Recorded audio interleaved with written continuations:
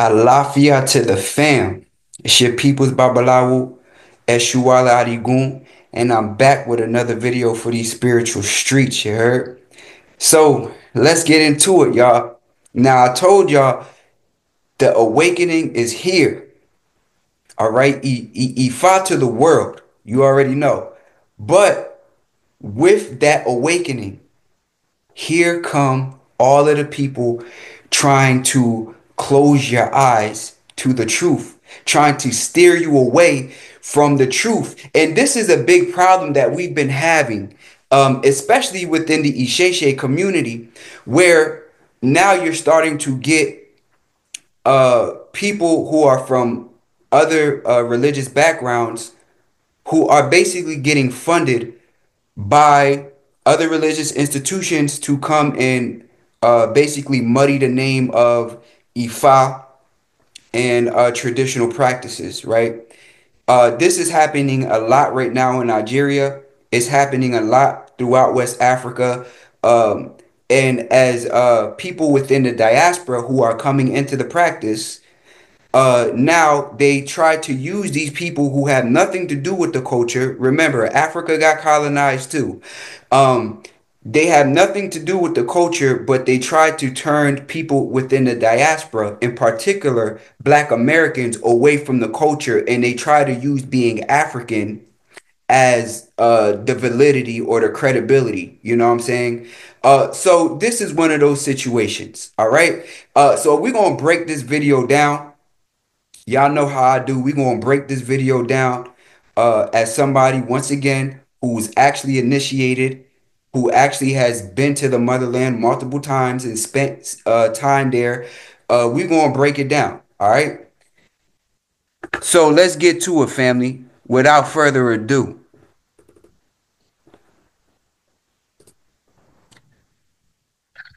Black people, come to the front. Come to the front. I got to talk to y'all about something. See, I heard Michael B. Jordan saying he's a Babalawo or something like that. And I chuckled because it's either one or two things. Number one, he's trying to influence y'all, or the other thing is he doesn't know what y'all talking about. And I'm Now, let's deal with it, y'all.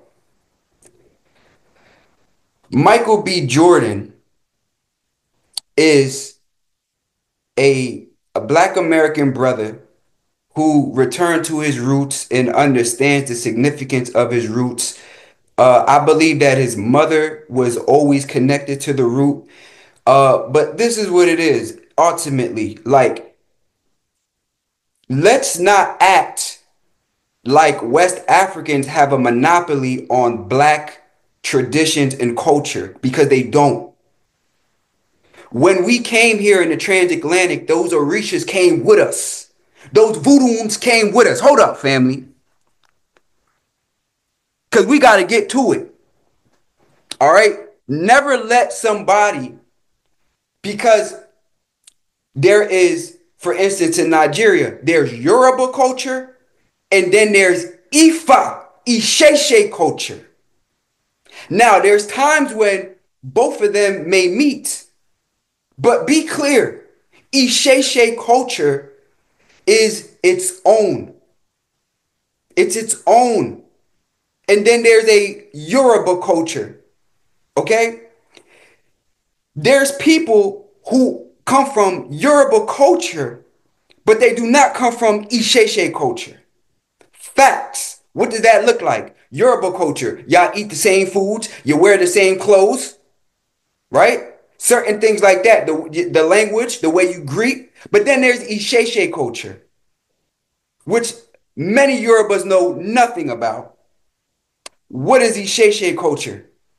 The way that we greet the divinities, the offerings that we give the divinities, the songs that we sing to the divinities, the religious wear that we wear because of the divinities. You understand the difference? So these people who are speaking, they have no idea what the traditional religious culture is within those regions because they're not connected to it. Just because you're West African doesn't give you a credential. I'm a West African. Let's talk about it. My ancestors came to Puerto Rico direct from West Africa. We traced the lineage. My ancestors that came down to central Georgia, they came direct from West Africa. We traced the lineage. So let's not do that, because West Africa doesn't have a monopoly on African tradition, because it spread around the world as transatlantic slave trade, as sub-Saharan slave trades, and as migrations came out of Africa throughout history. Let's understand, when we went across the Middle Passage, it was Iya Moja that accompanied us, which now when she gets into Cuba, is Yemaya.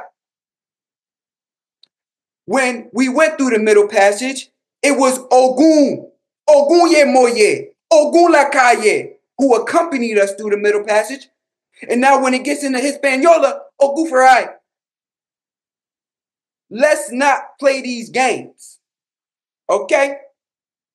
Because once again, if I sat him in front of an Eshu altar, he would be confused. If I sat him in front of an Orumila pot, he would be confused. He wouldn't know where to start, where to begin. If I threw Obi in front of him, in front of Egbe Arum, he would not know what the Obi is saying. But you come talking about the traditional. This is how we ended up in bad standings in the first place. People like that. Now let's get back to it. Let's get to it. I told you I ain't come to play today, family. I did not. I did not, because you can't play with these people. Pleading with you guys. I am pleading with you guys. Number one, he's trying to import saying he's a Babalawo or something like that. And I chuckled because it's either one or two things. Number one, he's trying to influence y'all, or the other thing is he doesn't know what y'all talking about.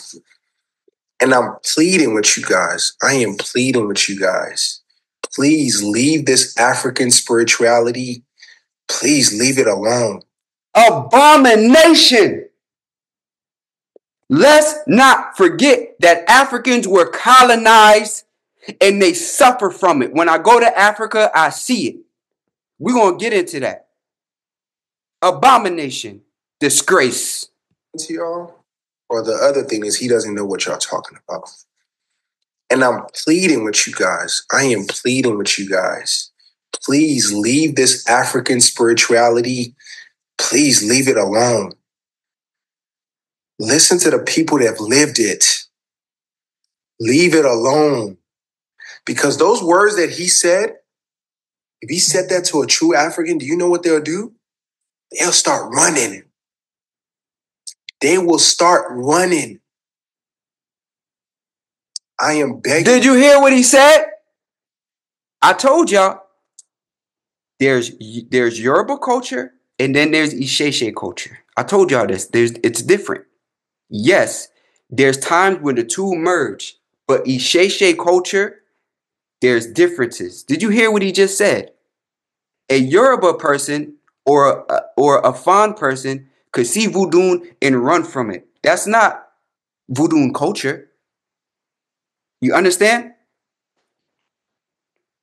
This is what I'm trying to tell y'all. What African would run from their own tradition unless they were colonized to believe it was evil? Y'all got to understand how deep this colonization goes, family. It goes so deep and it's disgusting. You're a West African and you're saying if he said he's a Babalawo to a true African, they would run. First of all, that's not even true. Okay, I just came from Nigeria. There's Babalawos in Yoruba land that you can see regularly. People don't run from them because they're a Babalawo. Stop trying to fearmonger people in the diaspora that you think don't know any better. Because you got people like me that's warriors. You see what's on my Ileke. You see it, Eshu. You got people like me that's warriors that done traveled, and I'm here to tell my people the truth. What he's saying is false. In West Africa, people do not run from the Babalawo. They open the store so the Babalawo can spend money with them because they know what? That the Babalawo got bread. Stop playing. They don't run from no Babalawos in Nigeria. Are you a goofy? Are you actually goofy? You're trying to fearmonger to Black Americans who you think don't know any better. But these people are now seeing people who have went to Nigeria and come back, and the stories that they're telling them are not adding up to what you're saying, or it's cap. Once again, if I sat you in front of Oshun Shrine, you would look confused. You wouldn't know what to do. But you West African.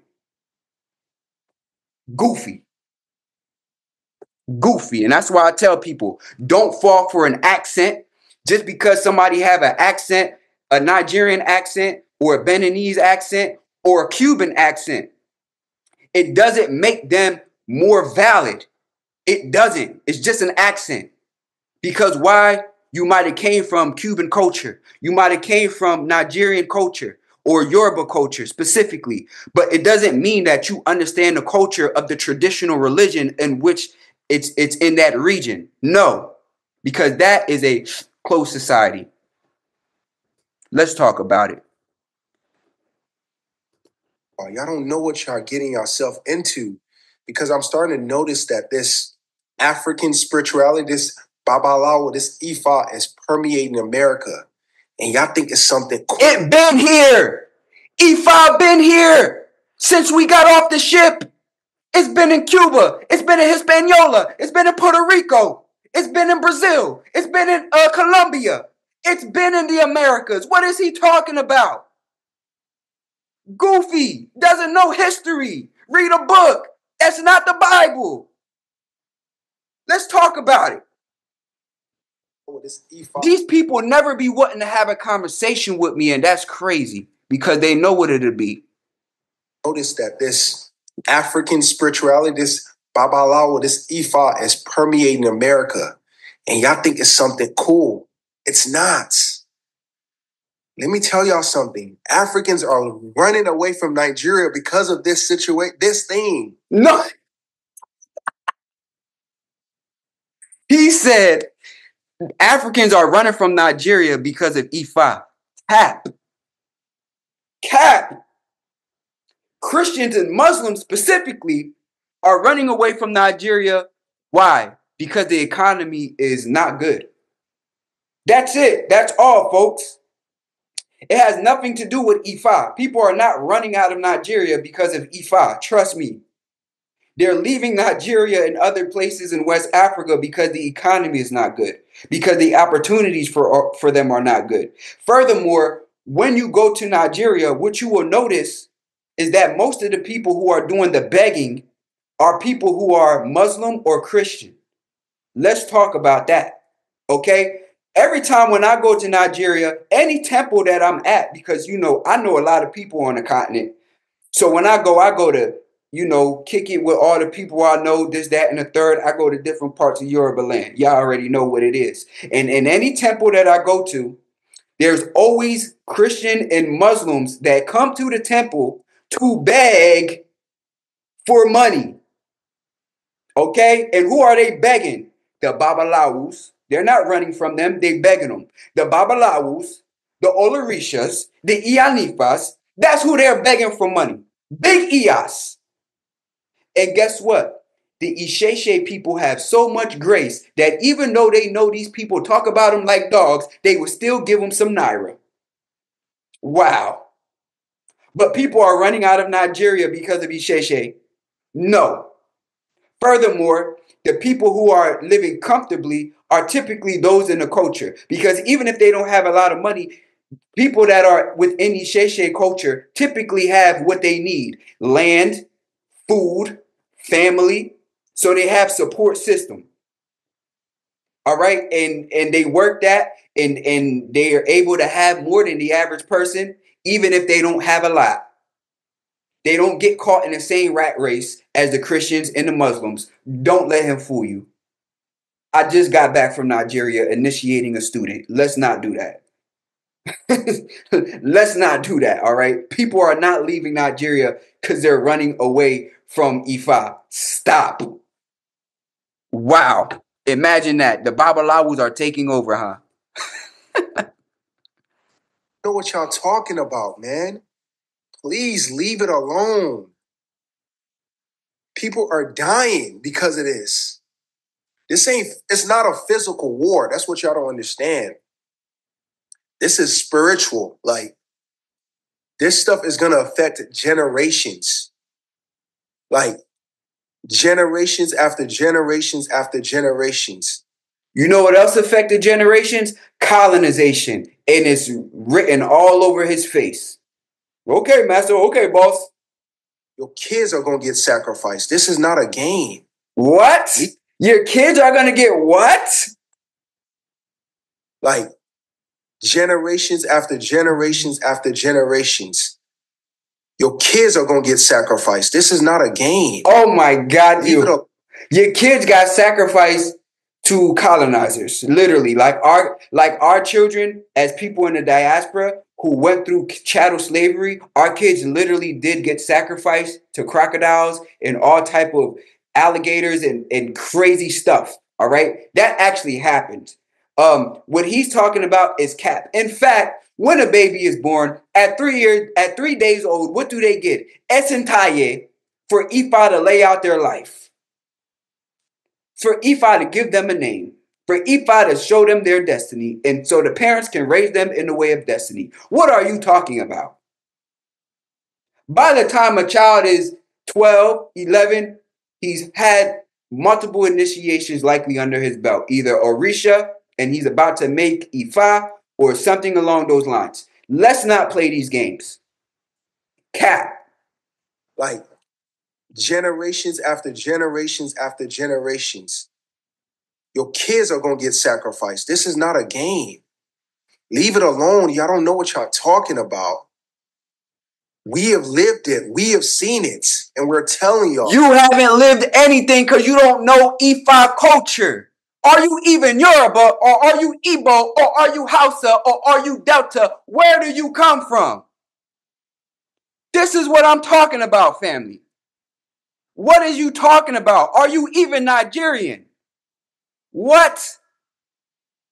This is what I'm talking about, family. They try to act like because you were not born on a continent that you don't know anything. That's cap. We have an extensive history of Orisha tradition in the Americas. It's all over. So what are you speaking of? Ifa is over 100 million strong in the world. Stop. The jig is up. You can't fearmonger people when people keep going to Nigeria and coming back with happy stories about initiation. What? Leave it alone. Stop worrying about your ancestor. You need to go chase God. Let me tell y'all something. Don't you find it crazy that in the country that this religion was created from, even most of the people in that country are chasing God? They're not chasing that religion. They are chasing God.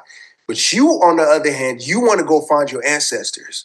Come on, man. Don't be stupid. Don't be stupid. Leave it alone. If you go to the countries that dropped off Christianity into West Africa, guess what they're not doing? Chasing God. The same ones who told you to bow and pray to Jesus don't even follow the Bible. Go to Britain. See if those people are overly religious or if they have an atheist type of mindset. Or if they're more intellectual about how they think about things. They're not thinking about God. Go to France. Go to Portugal. You understand what I'm telling you, family? The same British that colonized Nigeria and told them to turn away from their traditional religion so they could take their land, take their resources, and take bodies to the Americas, don't even follow the Bible. Don't even identify as being religious people. Do you know that? This is what I say. These people, they have agendas. And the agenda is to keep your eyes closed, but we ain't gonna let it. The cat is out the bag. These are desperate attempts. These are desperate attempts. You can't just come and say, I'm African, so I know that stuff is evil when you got colonized. And you got colonized so badly that right now you have women bleaching their skin in Nigeria and certain West African countries. All type of stuff is going on. Bleaching their skin.